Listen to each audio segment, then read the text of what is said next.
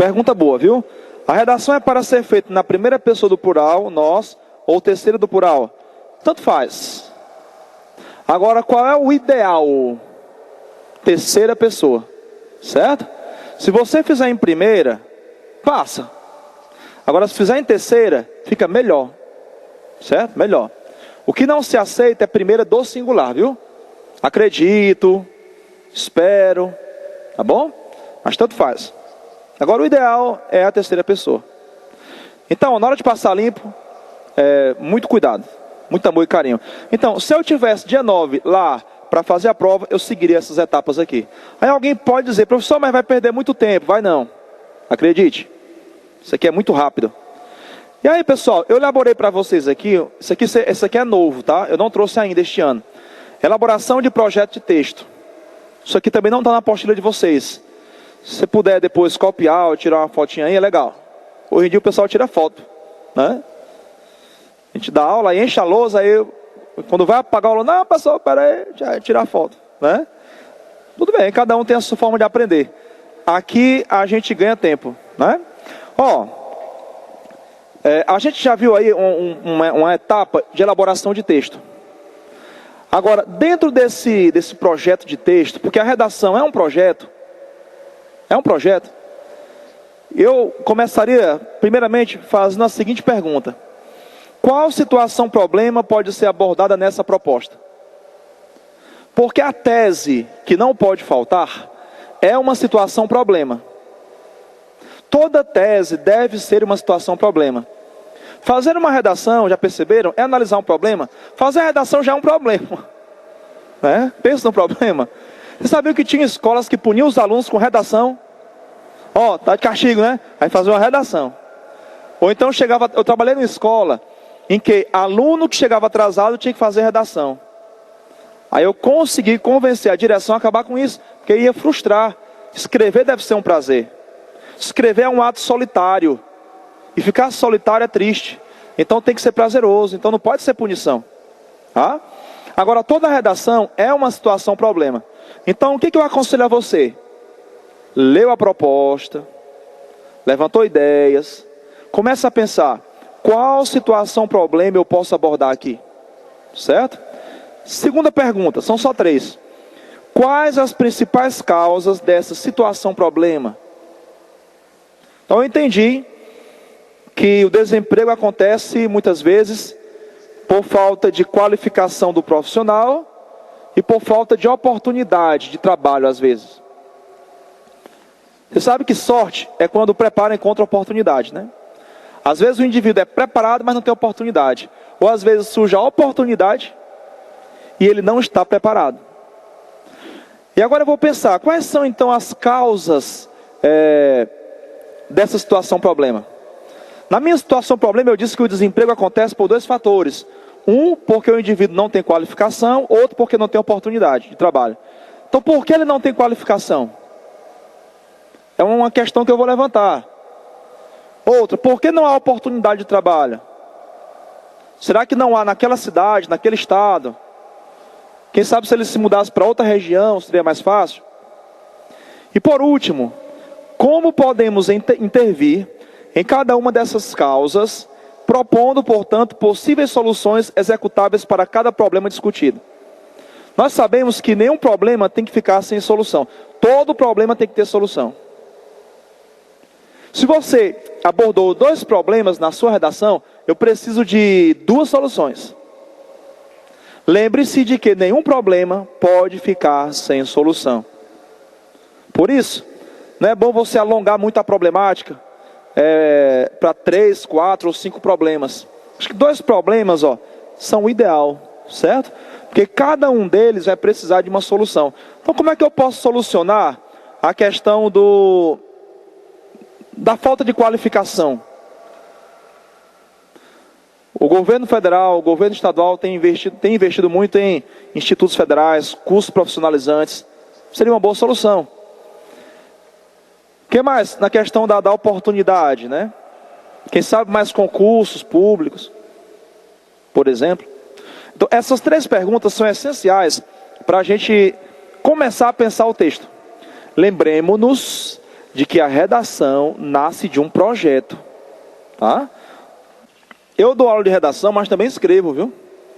Então, quando eu vou escrever, às vezes eu quero um exemplo de redação para usar numa aula. Aí eu não consegui de aluno, nem de internet, eu mesmo faço. Então eu uso esses critérios aqui, dá certo. Por exemplo, ó, vamos pensar aqui. O tema é conflito de gerações. Esse é um tema bom, viu, para cair no Enem? Esse é um assunto que já foi muito abordado em música, por exemplo. Lembra-se de Belchior como nossos pais? Aí no final ele diz: minha dor é perceber que, apesar de termos feito tudo o que fizemos, ainda somos os mesmos e vivemos como nossos pais. Quem nunca ouviu Pais e Filhos aqui de Renato Russo? Estátuas e cofres e paredes pintadas. Ninguém sabe o que aconteceu, né? Ela se jogou da janela do 5º andar. Não é fácil de entender. A música começa com um suicídio, narrando um suicídio. Depois é que vai para as causas. Você percebe que naquela música, eu não sei se vocês já notaram isso, a garota de 15 anos é filha de pais separados. Ela está conversando com o psicólogo. Ali é uma conversa com o psicólogo. E você percebe que ali o que está em jogo, primeiramente, é carência afetiva. Quando ela diz, quero colo, vou fugir de casa, só vou voltar depois das 3. É alguém querendo atenção que não teve na infância. Eu moro com a minha mãe, mas meu pai vem me visitar. Filho de pais separados. Eu moro com meus pais. E na conversa com o psicólogo, ele diz, olha, são meus filhos que tomam conta de mim. Lembra dessa frase? São meus filhos que tomam conta de mim. Ou seja, ele vai mostrar que às vezes são os pais que precisam de cuidado, de atenção. Às vezes, os filhos são mais maduros do que os pais. E nesse caso, o papel acaba se invertendo. O psicólogo também diz assim na música, ó, você culpa seus pais por tudo, são crianças como você. O que você vai ser quando você crescer? Muito obrigado. Ou seja, perceba que há um conflito de gerações envolvido ali. Quando ele diz o que você vai ser quando você crescer, ele está querendo dizer o seguinte: será que quando você for pai também, quando você for mãe, você não vai repetir a mesma experiência? Será que você não vai repetir o mesmo aspecto negativo? Então esse conflito de gerações, conforme a gente percebe aí por essa música, tá? Às vezes nasce da falta do diálogo, da compreensão. E aí eu trouxe aqui algumas ideias para a gente trabalhar. Ó. Como tirar situações, problemas em temas que já não há resolução do problema, como Lei Seca, Maria da Penha. Na verdade, viu, para todo tema, dá para você criar uma situação, problema, e consequentemente a solução. Agora, antes de você começar o rascunho, é importante que você tenha essas 3 perguntas respondidas. Às vezes acontece, sabe o quê? Você cria uma problemática e depois descobre no final que não tem uma solução. Sabe o que eu aconselho? Muda a problemática. É melhor descobrir logo no começo.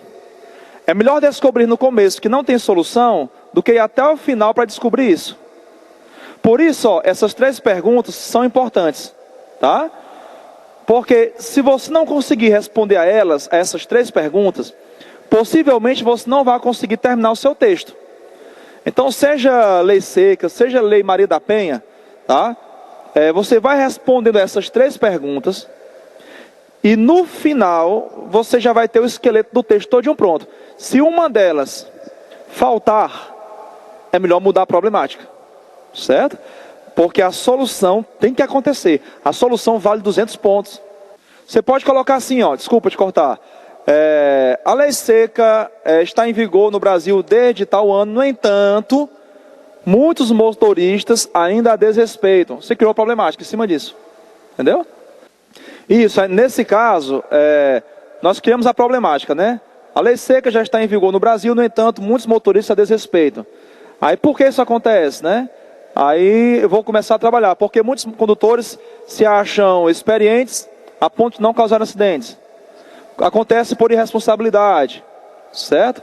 Acontece por falta de maturidade, porque ele ignora que também é pedestre. Solução, né? Aí eu vou dizer a intervenção do Estado cada vez mais presente, mais fiscalização, porque a fiscalização existe, né? A fiscalização existe. Então, mesmo já tendo sendo um problema, já tendo uma solução, é possível você ainda trabalhar em cima disso. Em cima, no caso da efetivação, da prática daquilo, né? Porque às vezes uma solução existe em termos teóricos apenas, né? Porque é um exemplo, a nossa Constituição. A nossa Constituição existe em termos teóricos, mas em termos práticos, você vê que muita coisa não acontece, né?